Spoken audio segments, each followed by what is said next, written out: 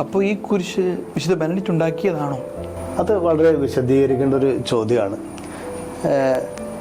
മെഡലിന് താഴെ കൊടുത്തിരിക്കുന്ന ഈ അക്ഷരങ്ങൾ വിശുദ്ധ ബെനഡിക്റ്റിൻ്റെ 1400 ജന്മവാർഷിക സ്മരണാർത്ഥം മോന്തെ കാസിനോയിൽ നിന്നും 1880 പുറത്തിറക്കിയ ജൂബിലി മെഡൽ എന്നാണ്. ഞാൻ വിചാരിച്ചു വിശുദ്ധ ബെനഡിക്റ്റ് ഉണ്ടാക്കിയത് കൊണ്ടാണ് അങ്ങനെ ഒരു പേര് വന്നെന്നായിരുന്നു.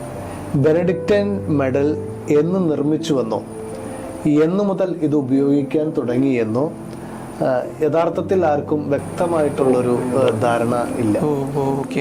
വിശുദ്ധന്റെ മരണശേഷം വിവിധ രൂപത്തിലുള്ള മെഡലുകൾ സാധാരണ ഉപയോഗിച്ചിരുന്നു.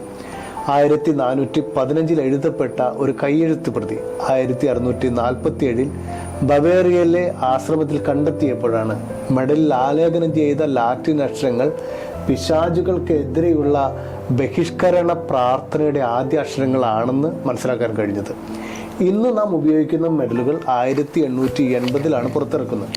വിശുദ്ധന്റെ 1400 ജന്മവാർഷികത്തോടനുബന്ധിച്ച് സിച്ചെ മോന്തോ കാസിന സന്യാസികളുടെ നിർദ്ദേശപ്രകാരം ജർമ്മനിയിലെ ബ്യൂറോണയിലെ വിശുദ്ധ മാർട്ടിൻ ആശ്രമത്തിലാണ് ജൂബിലി മെഡലുകൾ രൂപകൽപ്പന ചെയ്തതും നിർമ്മിച്ചതും.